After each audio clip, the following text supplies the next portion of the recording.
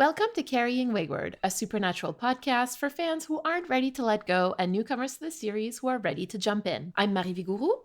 And I'm Drew Schulman. In this episode, we're diving into Supernatural, Season 7, Episode 23, the season finale, Survival of the Fittest. Let's get this show on the road.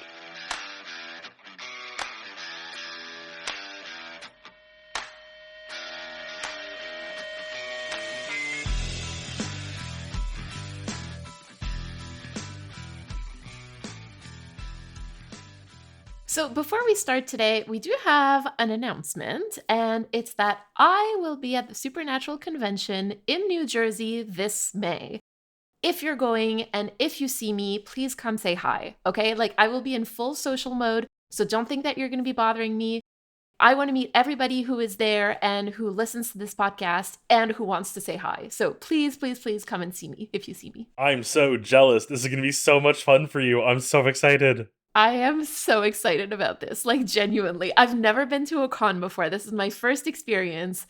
I am so excited.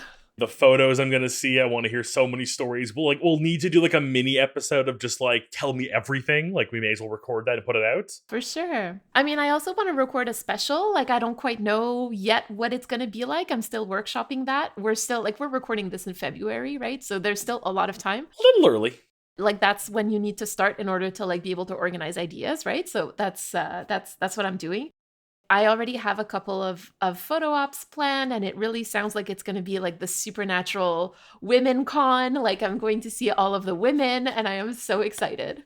I'm so excited for you. That's amazing. Yay, yay, yay, yay. But this is also very exciting. Speaking of high levels of adrenaline, this was a hell of a finale. Right. They needed to wrap everything up, and somehow they managed to. Not even wrap everything up, because I think wrapping everything up was already a tall order, but they managed to wrap up everything and then still kind of kick us off into what's to come. They've set up next season already in a way where I'm it isn't just a ooh cliffhanger, it's an ooh cliffhanger, but there's so many pieces. I have so many questions. So first of all, how about you recap this episode, and then I want to hear all of your questions. All right, I'm going to count you down. 3, 2, 1, bees. Bees! Bees! We have... Oh my god, there's so much going on. We are going to finalize getting this weapon together, so we're going to call Crowley, but then Crowley doesn't show, which is mysterious, and then we find out that Crowley is two-timing them because he was put into the most, legalese contract battle ever of, wits with Dick, and then he's yeah, Dick wants me to double-cross you. I might double-cross you. Here's my blood. Hopefully it's mine. We'll see. And they are, ready to go. They think they have the weapon. There's no big shebang. It just sort of works. We think, maybe. We have no idea of knowing still. They get there, and then, boom, surprise, Ghost Bobby, who's possessing someone, is there. And they go to scoop him out of the whole thing.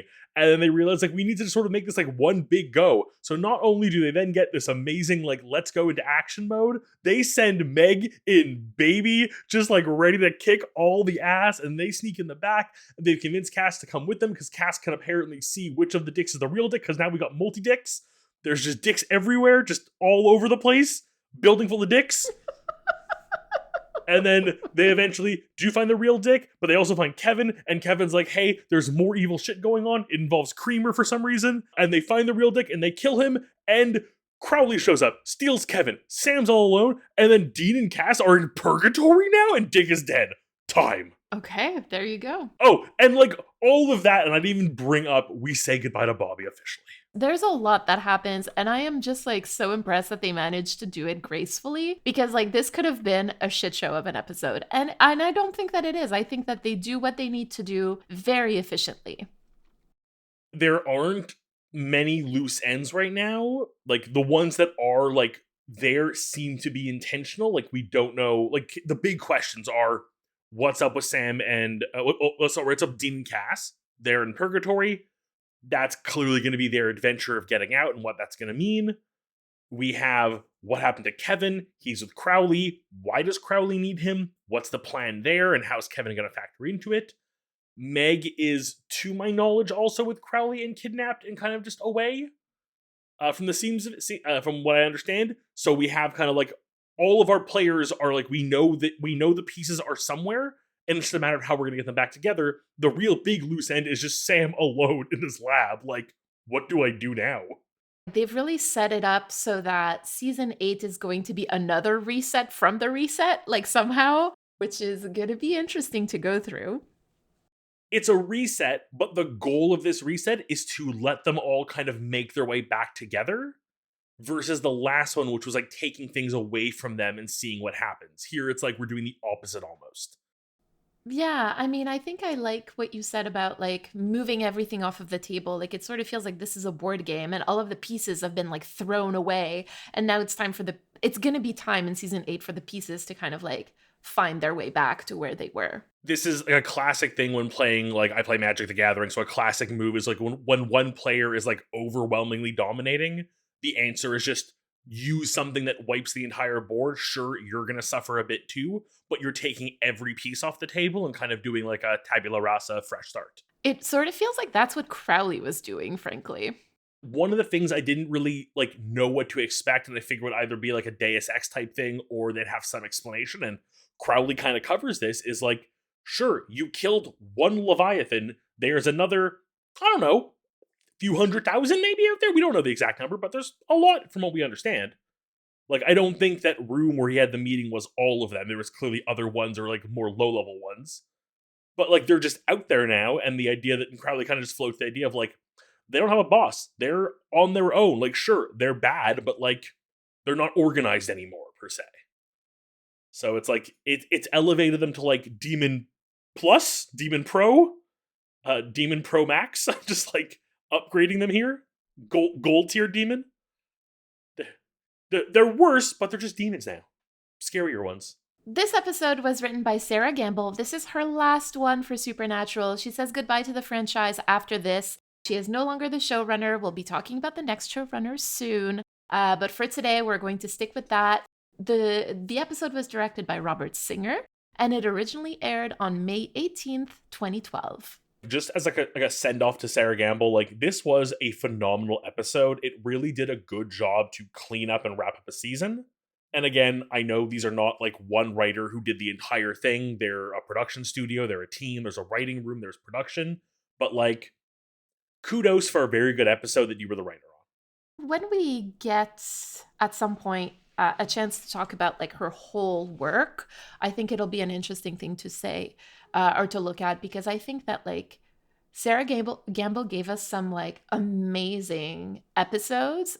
I question some of her creative choices in terms of show running, but honestly, like I loved Sarah Gamble as a writer. Yeah. So obviously, because this is the season finale, we get our long montage, if you will, to Carry On Wayward Son, where we are once again promised by Kansas the band that there will be peace when you are done, and yet the show is done, and I still feel no peace. Close to 4 years later, Kansas, bunch of liars. Kansas lied. Get our tote. Yes, buy the tote. Remind them how much they lied. I really would love the day where someone like brings that tote to one of their shows, assuming they still play, and like they see that and have to ask the question. I'm sure they must get like destroyed with like references to the show in like their own life. That's something to look into. But like, even like just on a seasonal standpoint, like I don't think a season has ended yet where I have not felt like this is peace. Like every season, even when like they beat the bad guy, every season ends with the like, oh no, there's more. Like season 5 was the closest because only we as an audience knew there was like shit going on still. But like even then, that's it. Like Dean thought there was peace, maybe, but like really. So Crowley and Dick engage in what I can only describe as foreplay as they negotiate the fate of humankind like proper psychopaths. There's something about like Dick's very minor homophobia in this scene of like refusing to kiss Crowley when Crowley's like kind of up for it, that just like helps paint Dick as like more of a villain than he already was. We find out that Cass has shown up on Dean's car naked, covered in bees. This is also why people associate Cass with bees, between this and the reference to bees last week, right? This is one of those things where I'm trying to figure out, like, are you misunderstanding it or am I misunderstanding it? And that's, I think when he says on my car, he's saying it more as like I'm like, Like that, I'm swearing on my car. Like that's how serious I'm taking this. Like I'm not lying to you. Like on my car, he showed up naked, covered in bees. I don't think he showed up naked, covered in bees, physically on the car. You know, this is actually a debate in the fandom. Dean never refers to his car, to the Impala, without calling her either baby or the Impala. I am firmly team Cass showed up naked on the car, but please feel free to be part of the opposing team. Despite bringing that up, because I think it's just more of like a weird phrasing thing, the moment he said it prior to this conversation, the image was him on the hood of the car like one of the French girls a la Titanic. That's forever how I picture him, but like tastefully covered in bees and honey to like censor him for the sake of art. And that fan art must exist out there, and I'm afraid to say I might go look for it later. It absolutely does. We get Meg telling Dean, go ask him. He was your boyfriend first, talking about Cass, of course. And Dean does not deny. Because so often we've seen Dean respond negatively to like comments like this, but never when it's about Cass. Like if it was anything about like him showing up as like effeminate or less manly or queer, there's like I'm gonna snap back at you. But like generally, those have toned down with more recent seasons. And whenever it's involving Cass, it is very much just like I'm not touching that because I don't want to have to like talk about it versus defend myself. I do want to highlight that Cass is still wearing the scrubs that he wore at the psych ward with his trench coat like over them, which is probably the most Cass thing that Cass would do. Full transparency, saw this note while I was taking my notes and I was like, wait, what? And I like literally went back and found a still of him in the episode. I was like, oh shit, he is. And I think it just goes to show that like the trench coat is so iconic with him that like anything around it is just like it may as well not exist. He could be naked under there for all we care. But that's it. Like he could be naked, and unless he was like blatantly showing off, I don't think it would click that he's not wearing something underneath it. Cass calls God Father, and that's notable because it doesn't happen quite often. Which is interesting. I have some thoughts later about Cass and his relationship to godhood and God in general. This is the first time that Crowley sees Cass since they opened the door to purgatory in season 6. And Crowley realizes pretty quickly that Cass isn't quite himself when he starts talking about the miracles that insects perform on Earth every day. There is something about the way Crowley handles this where it's like, everyone's been tiptoeing around the whole like, ooh, something's wrong with Cass thing of just like, he's figuring things out. He needs his space. And Crowley's just like, he's a goner. His brain's a loopy. What did you do to him? Why are you like this? He's off his rocker. He's off his rocker. And like and they pointed out too, Crowley's like pissed by this because he's like, I want like a fair fight. This is unfair. Yeah, he's like, you know what? I wanted revenge, but this is not revenge. Like, this is just like bullying. And Crowley is many things, but he is not a bully. Sam and Dean burn the flask, thus getting rid of Ghost Bobby. Luckily, we don't see him burning and screaming in agony like other ghosts in the past. It seems like much more of a peaceful departure, thank God.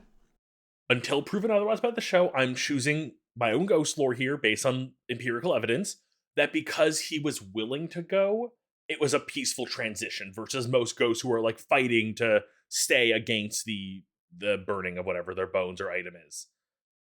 But yeah, bye Bobby. We get Baby back. At least that, oh my god.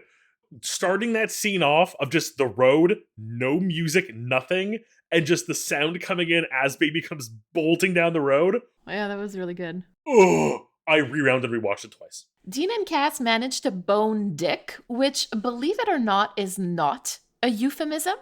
And you were giving me looks and I said Tower of Dicks, okay? Dick explodes. Again.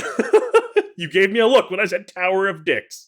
And when Sam turns around, Dick, Dean, and Cass are just gone. Again, just like from a visual standpoint, the whole kind of like pulsating and like creepy, like what's going on, like as much as like Sam is very much watching this going like, what the fuck is happening? And Dick is kind of just like grinning and freaked out a bit. It legitimately was a moment of like, I don't know what's about to happen and I want to see like the explosion, or does he implode? Does he just dissolve into dust? But just black. We literally get the opening title screen, black goo explosion. We find out that Dean and Cass followed Dick in death and are now in purgatory. I had like sitting there going like, okay, they got like knocked out of there, or Cass took Dean because he was afraid he would get injured, but then didn't take Sam because it was too quick, and like trying to like calculate it, and then just like wake up, we're in purgatory, and then even then Cass vanishes from Dean for a second. It's like, oh fuck. They're on a whole different plane of existence at this point. And I'm very excited for this.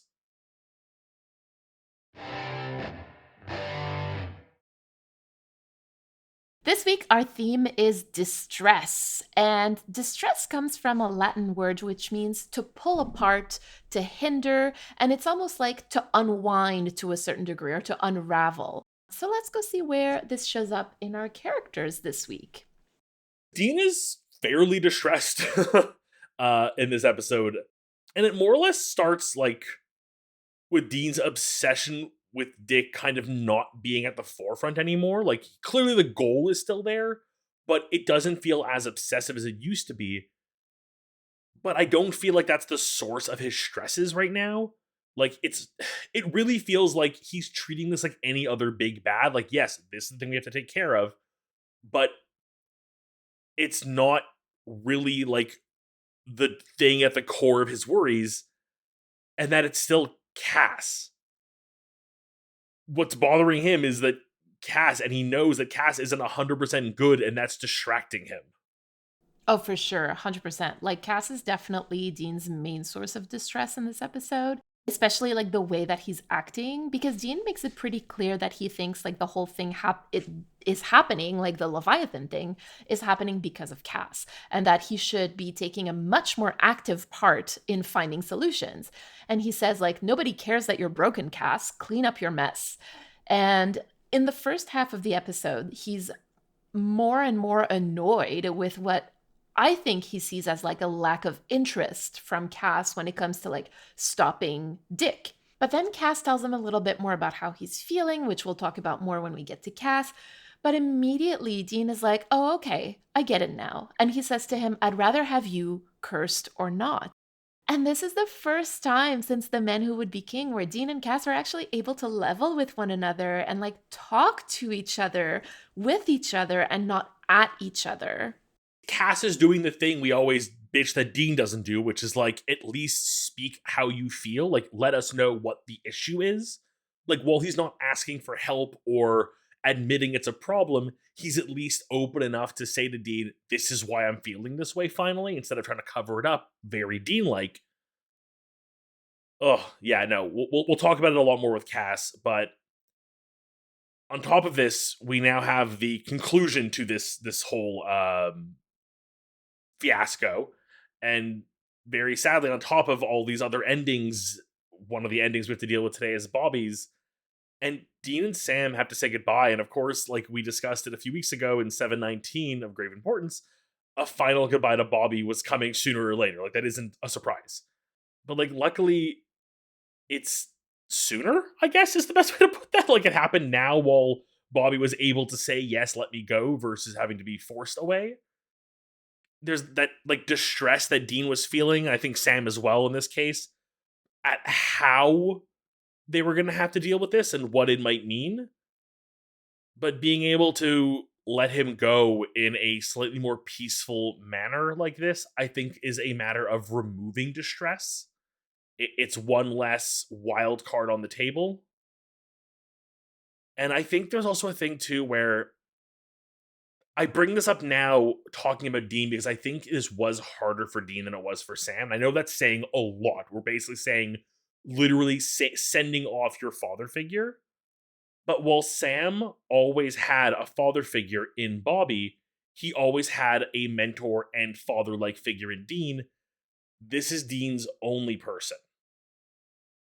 And like, while we know he has Sam, it's different. I think that there are two things here. Like, the first being that this is now the second time that Dean loses Bobby. So the third time that he loses a father figure. And this is also true for Sam, right? Like you said, because their experience does overlap here. But I think there's also a feeling of like, this is for the best. Like, as much as it is painful to lose Bobby again, they both know that they just can't keep going, and they can't keep Ghost Bobby around any longer at this point because he's becoming a danger to them, a danger to others, but also a danger to the memory of human Bobby. And I just don't think that it takes away from any of the suffering that is happening, right? Like, I want to be very clear about that. But I do think that there's a small comfort in an extremely distressing situation. When someone is on life support and like just clearly suffering, they're in pain, there is no getting through this for them, and they or whatever the situation is, the choice is made to take them off life support to end the suffering. As much as that hurts, there's a level of relief in knowing they're not suffering anymore. You know, they are stopping Bobby from going over to a dark place he can't get out of that could result in deaths of people and himself and them, and at least go on his own terms with his faculties in check. I think that this is kind of where I stand also in term, especially in terms of like having a chance to say goodbye, going on a bit more on your own terms, right? I mean, this it would have been, I think, even more painful if he had just been killed by another hunter, let's say, right? Or like destroyed by another, or whatever we want to call it. And so I think that in this way, they're able to say goodbye. This is like a small, intimate setting where they're able to just like to say goodbye, right? Like it's calm, it's quiet. There's like room to grieve after that. And yeah, there you go. A small comfort, very small comfort in a very distressing situation. It was beautiful, and I cried straight up. As for Sam, I think it's easy to see that Sam's suffering in many of the same ways that Dean does, regarding the Leviathans, the final showdown, the double crossing from Crowley, the lack of faith in casts, uh, the uneasiness in siding with Meg. Like, these are all things that they kind of like share throughout the episode. But I really think what it comes down to, and it's kind of really the end when Sam is left literally alone, that he's really put in a position with no supports and no safe place or person to turn to. Like, everyone that, like you said, it's a reset, but this is literally him being stuck live in the middle of that reset. And that is the if distress had an image, it's that. But I will use this time to put my first bet for next season, which is that I'm betting that he will start next season by going to find Jody. I love this idea of Sam as a wayward girl going to seek refuge with Jody. I can't take you up on that bet because it would be like taking candy from a baby. Again, let's break this up a bit because you talked about Sam being left like truly and well on his own, which I think is the way that Crowley says it. And you can see that he's having a panic attack, like when Crowley leaves and he disappears and he's left all alone.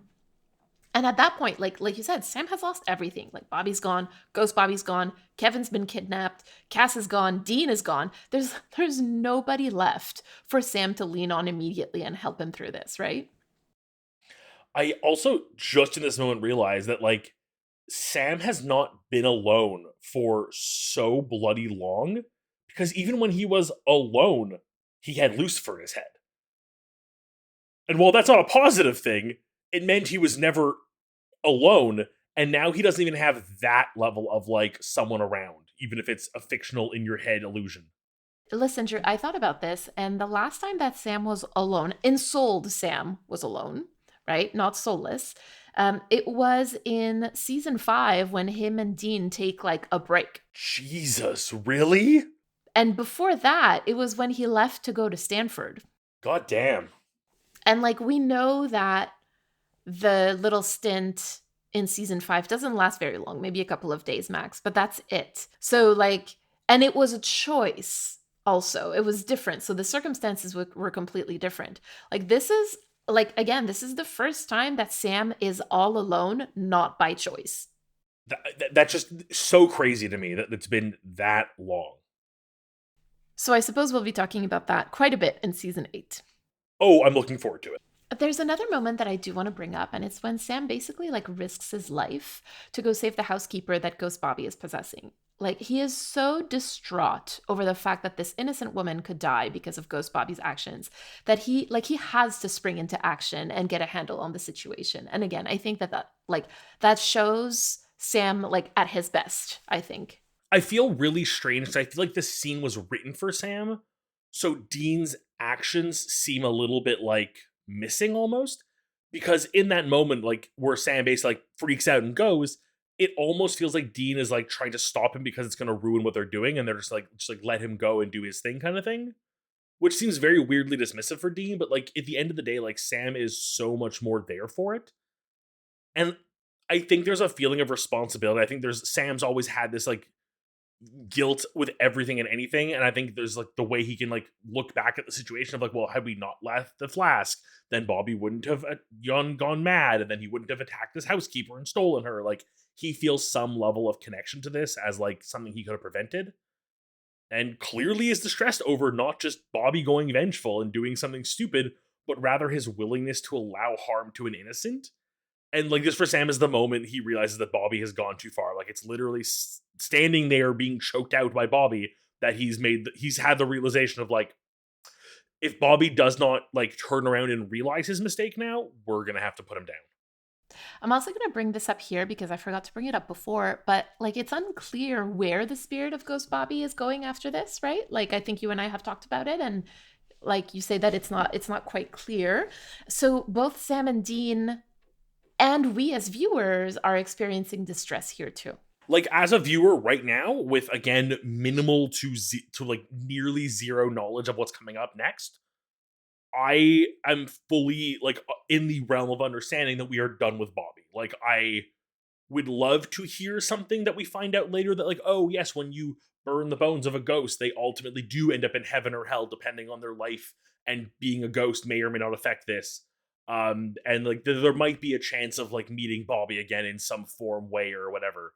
But like I am very much in an understanding now that like once a ghost is gone, it's gone, and that's Bobby's wrap on the show.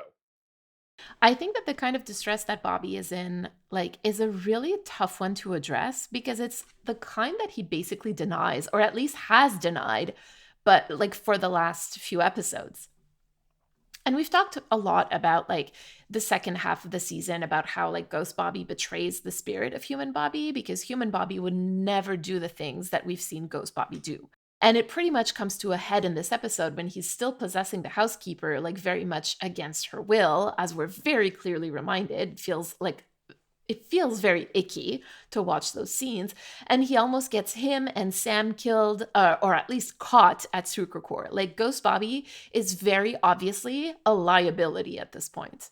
The fact that he doesn't do anything and just immediately goes back and grabs her again was when I realized, like, oh no, Ghost Bobby's gone too far.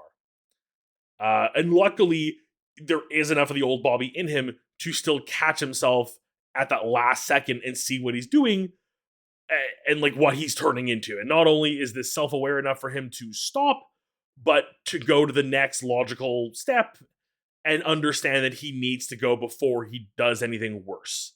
Like he was able to see himself on the verge and pull himself far enough back to go like, no, thank you, Sam. We need to say goodbye now because I am a liability. He manages to realize that in a moment of lucidity, right? And he tells the brothers that, like, it's time to burn the flask. Like, it's time to say goodbye.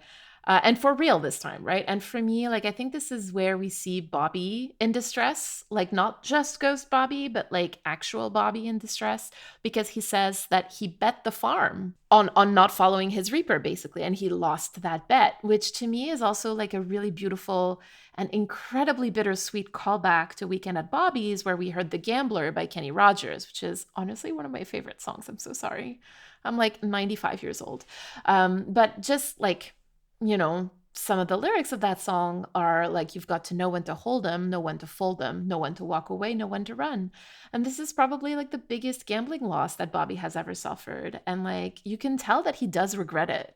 Okay, one officially most painful lyrics you have quoted to me on the show. I do feel like some part of Bobby, while giving the clear advice to Sam and Dean to follow your Reaper when your time comes, I'm willing to bet my farm that given the opportunity, he'd fucking do it again. Even with the risk, he ultimately knows he did some good by coming back and was helpful one last time, but just went too far and didn't know when to stop. And I don't blame Bobby, I blame being a ghost on this. He would do it again, and the brothers were not ready to either to put him away or send him away until it was nearly too late and Bobby made the call himself. Like it wasn't them convincing him to do it. It was him saying, "You're right, I have to. You guys need to let me go," and them being on board. Let's move on to Kevin because we have there are so many characters in this freaking episode. We still have Kevin and Cass to talk about. So first of all, poor Kevin. Like he is kind of passive in this episode. My poor baby, but he's also very much there. And I mean, we can see the distress that Kevin is in when he sees what's happening to Polly. Like, I'm not sure how much or how little he knows about the poison that the Leviathan are putting in the food until this point, but he puts two and two together pretty quickly. And when he's served a burger, he goes like, "Oh, I'm a vegan," which we'll find out later that he's not. But he refuses to eat the food he's served because he doesn't want to become as docile as Polly. I love like the subtle little ways they let us know like he's in on it or he's smarter than we think. Like it really like it's building him as a really fun character. And I'm hopeful that he'll stick around a bit longer. I may or may not have read some of the episode titles for next season, and his name shows up several times, so I'm gonna guess that he stays around a little bit. But like his need to help and his willingness to do so is so honorable and courageous. Like how much distress can you be in that literally one day you are like a grade A student about to go to like your dream school, and then like within 24 hours you are chosen by God to defend his word. You learn that angels and demons are real. You learn leviathans are a thing. Leviathans kill some angels out to protect you. Your mother gets kidnapped and like held at knife point by one of these monsters for you to translate some text, and you like learn all of this. And he is not just he's freaked out, rightfully fucking so. But then he's like, we need to do something. Like it's not just like, oh, you're here to save me, let's go. It's no. If we leave, shit's gonna get worse. We have to do something here. I'm so proud of him. I mean, honestly, like he is handling this pretty gracefully, as much as we know for now anyway. And now we don't get to see his reaction to this, but I would also assume that being kidnapped by Crowley is more or at least as terrifying as being kidnapped by the Leviathan. And knowing Kevin's tendency like toward anxiety, I'm pretty sure that he's very stressed by all this, and rightfully so. I think I would be pooping my pants myself if I was kidnapped by the King of Hell. Although Crowley's a baby and I love him. Crowley has a new plaything in Kevin, and he's gonna have so much fun with him. Yeah, oh my god. So scary. I think he's really gonna see him almost like a pet for a little bit, and I think it's an adorable thing to see. But also, I love this parallel because you made it very clear when we first met Kevin a few episodes ago, and it's now been like a thing I've been tracking is the similarities between Sam and Kevin. And where did Sam end this episode? Utterly alone. Where is Kevin? Utterly alone. No one he knows around him, no one to turn to. All he has is the King of Hell who's probably going to convince him that if he, says a word with the letter T in it, he'll burst into flames because that's funny for him. Poor Kevin. Now, if we can move on to Cass, I feel like his distress has been pretty obvious since he left the psych ward. Like, it's obvious that he's not well and not himself. Although maybe not to you, because you think that he's handling this really well, and he seems really well, and blah, blah, blah, blah, blah. But, like, I don't know. I see it as distress. I'm falling for it the way he wants me to. Wonderful. So, but in this episode, he actually puts words on what's going on with him. And he tells that to Dean, and by extension to the viewers, like, about the root of all of that. And he says to Dean, actually, if you die heroically. But if I die trying to fix my stupid mistake. And I might not even die. I might be brought back. Each time it's worse, right? And I think that what's happening here for Cass is a lack of meaning, right? Like, he can see meaning in dying trying to save humanity, but he doesn't see meaning in dying for Cass, I guess, because he keeps getting brought back. And maybe that's why he tries so hard to find meaning like in the bees lately, like the small miracles of daily life. Like maybe that gives him a sense of purpose. And I think that like what lies underneath here and what remains unsaid is that maybe he thought that he deserved to stay dead after opening the door to purgatory. So I want to, in all of that, reflect on something that really hit me hard this week because I made a connection. And that is his fascination with bugs, not the episode. I'm not mine. Doing that again. That's my fascination. That's your weird fascination. I know. Oh my god. But I forget which angel exactly it was. I think it was one of the ones earlier on who gets killed that Cass was partnered with. I can't remember his name now. Uriel, yes, who compares humans to ants. And I think Cass is reeling from his time in what he perceived as being God when he was filled with Leviathans and eventually failed. So now he wants to work on something smaller and just like watch over insects, not interfering with them, like a god might do with humanity.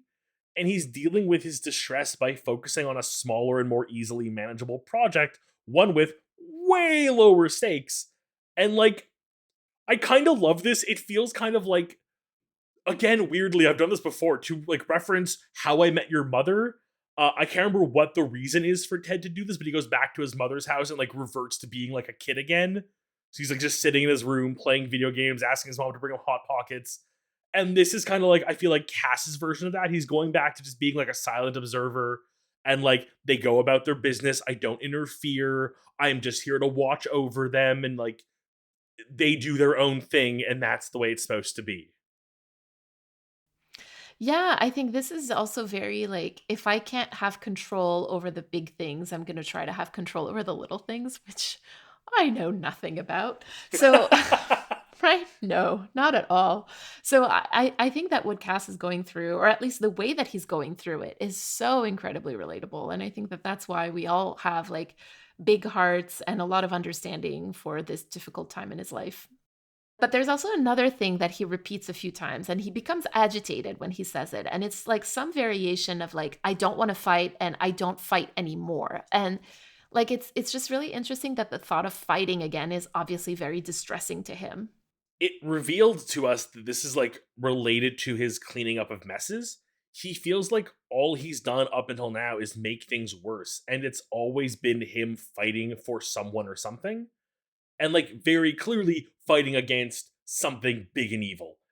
He sees fighting the Leviathans as just another chance to face off against a foe, and regardless of the outcome, things getting worse. Like every time he has basically stepped up to the plate, the outcome has always been, something's bad. You know, he wants nothing more than to help, but he just deep down he has seen the pattern and he goes like, sure, I show up, I help fight Leviathans, we beat them, I'm just gonna make something worse. Now, I do want to touch on Crowley before we move on because like his relationship to distress is so different from the other characters this episode. Because Crowley started season 7 extremely distressed and he's been regaining his footing ever since, and like ever so slowly, right? Slowly but surely. And in this episode, he's the one inflicting distress a lot more than experiencing it. A couple of examples of that is him like kidnapping Kevin, not telling Sam where Dean and Cass are, or telling Sam that he's well and truly on his own, but also being like super shady to Sam and Dean about whether or not it's his blood in that vial. Like he's back in control and he loves it. This is Crowley in his element, baby! He is loving this suddenly like being of like in his way. Like I don't want to say like in control, but like in a position of superiority, and it's very much him dealing out the distress and he can enjoy it. As for once, he's not distressed at all. He really is like at the top of his game. I mean, he has everything he wants, even Canada. Yes, absolutely.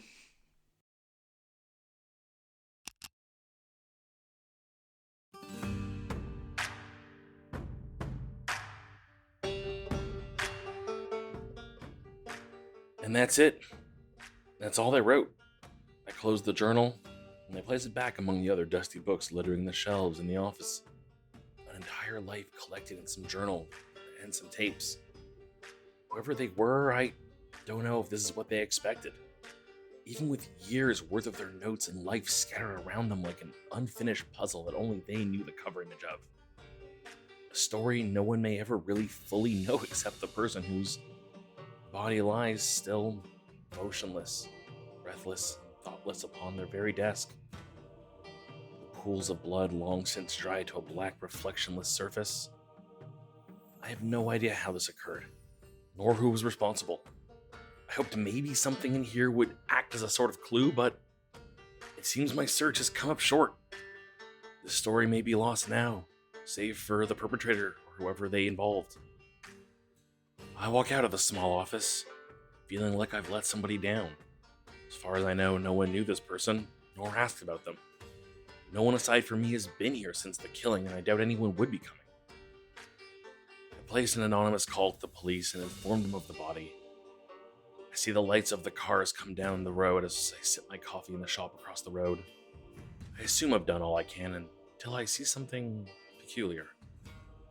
The officers, after a few minutes, exit the building, load back into their cruiser, and are off, leaving the street as dark as it had been earlier, save for that single streetlight just inside the building. They left empty-handed. I wait and no other vehicles approach the building. No ambulance, no nothing. My curiosity gets the better of me. I return to the office and find nothing. The place is spotless. No blood, no body, and the journal's gone.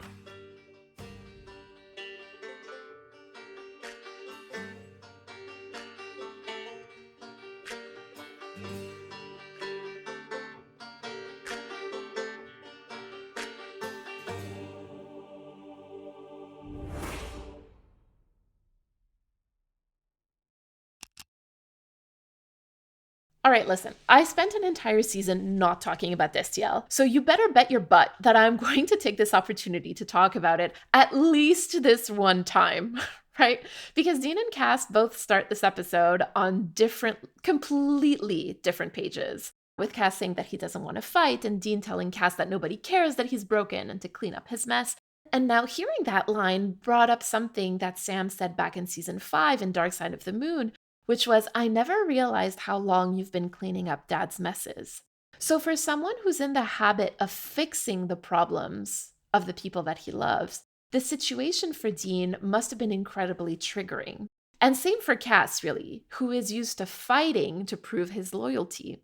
So they're both in a very precarious emotional situation that makes it really hard for either of them to listen, right? To have the trust that it needs to listen to one another.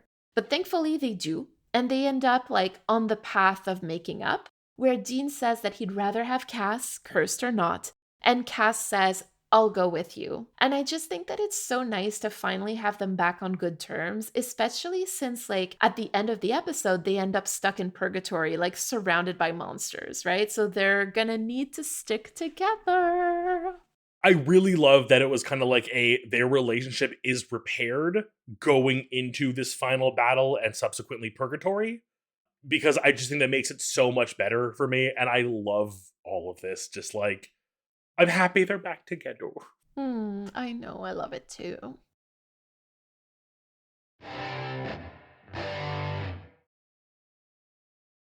This week we have a message from Brona. Before we listen to it, we want to remind you to send us a 3-minute voicemail.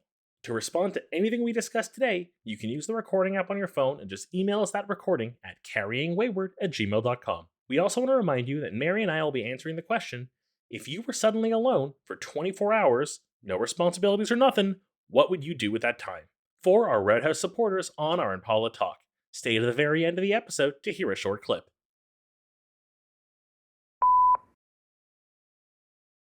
Hi, Mary and Drew.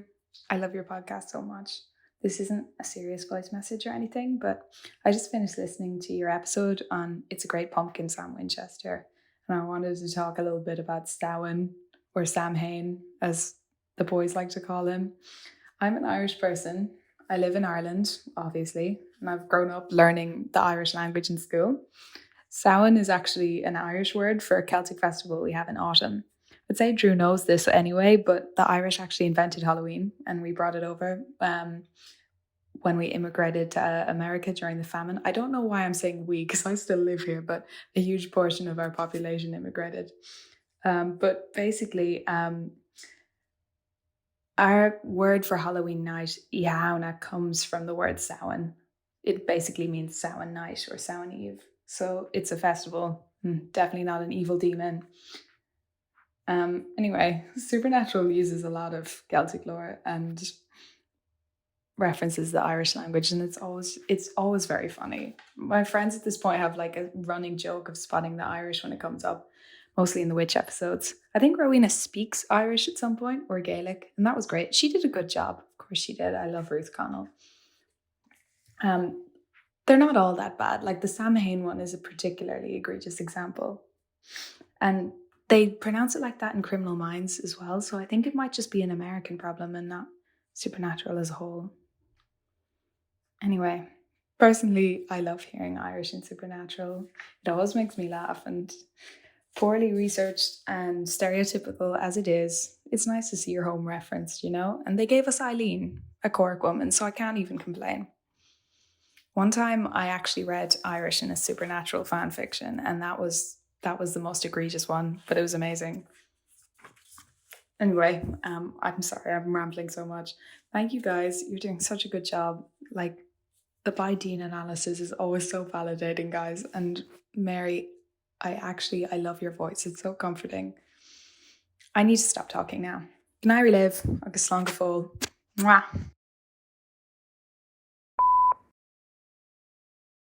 Bruna, thank you so much. First of all, like, thank you for complimenting my voice because I truly despise it. It's one of those things where I've gotten accustomed to hearing my voice just because I have to listen to this podcast. Like, I'm the last checker, right? So I listen to the whole thing. And so I've gotten used to it, but I definitely don't like it. So honestly, it's very validating to hear that you like it. It's very nice. Thank you. I'm taking that and putting it deep in my heart somewhere. I'm going to say this as somebody who has no real direct ties to an Irish community, especially not from Ireland. I think people assume that a lot of words that come from Irish culture are going to be pronounced the same way that English is. And in English, you see Samhihain, you're going to pronounce it Samhain. Whereas a Gaelic pronunciation is completely different. And now I know like Celtic Gaelic, I'm so sorry. I don't know this culture. I think that there is like a complete misunderstanding of the fact that Samhain is supposed to be pronounced a completely different way.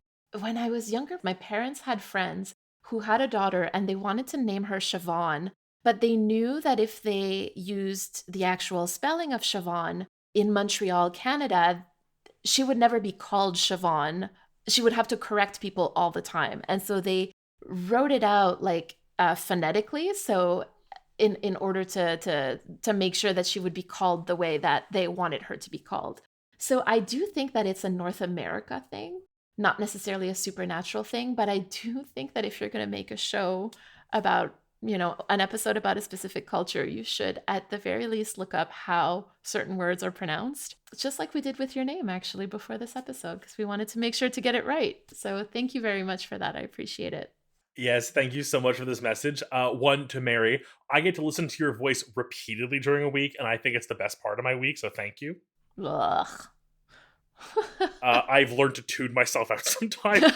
See, they're the same for me.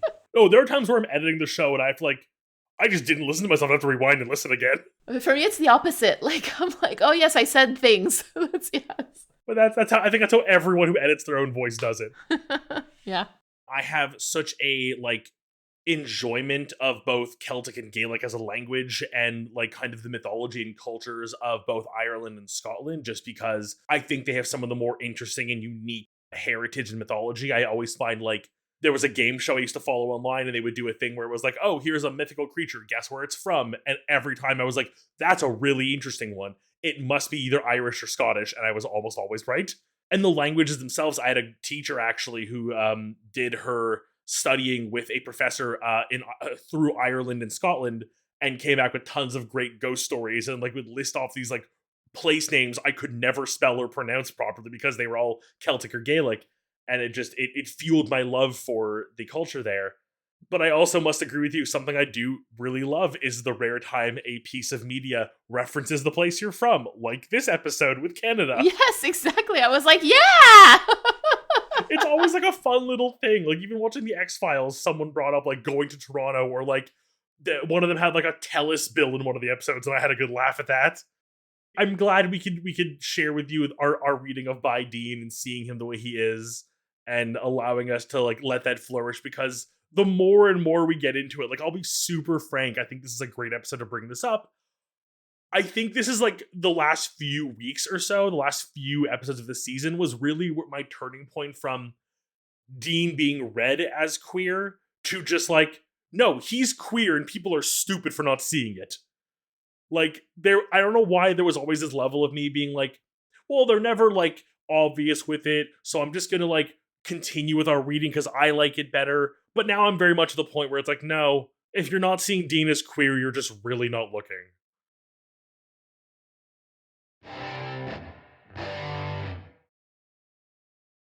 What's your reflection and call to action on this season finale? I think it is so important to recognize my limits. I've talked in the past how I can be someone who's a little bit not inspired or can be a little lazy and find it hard to get inspired. But I also know that sometimes when I start a task, I like get guilty if I don't finish it, even if something is actively stopping me from doing said task. So kind of like Bobby with his whole like reaching his limits. Luckily, I have not turned to an evil ghost yet. Knock on wood, that's not happening. Lord knows if I did, you would take care of that for me. Why are you putting this on me? I think it's a fair deal. I'd do the same for you. Thanks. If I turn into a ghost and get too vengeful, you'll burn whatever it is you need to burn to stop me, right? Yes, okay. We're good. All right. All that to say though, I've hit that wall before where I just like I needed that break and I didn't want to give it to myself. You know what? I have limits. I have to know when to like stop before I make myself sick or hurt myself. That's fair. And you, Mary, any calls and reflections this week? Well, I'm about to sound a lot like Brene Brown, which I have pretty complicated feelings about. But one thing that I'm noticing in this episode is that connection with others, is kind of what seems to be like the antidote to distress in this episode anyway. And that's a great reminder to myself to nurture my relationships.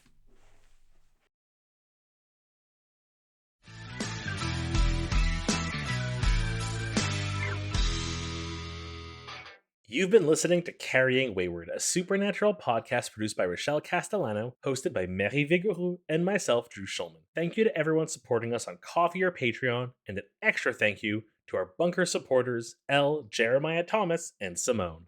This week, we'd like to thank Brona for the message. You can go to carryingwayward.com for the links to our merch store and all of our socials.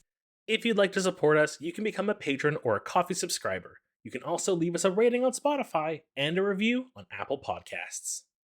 Carry on, our wayward friends.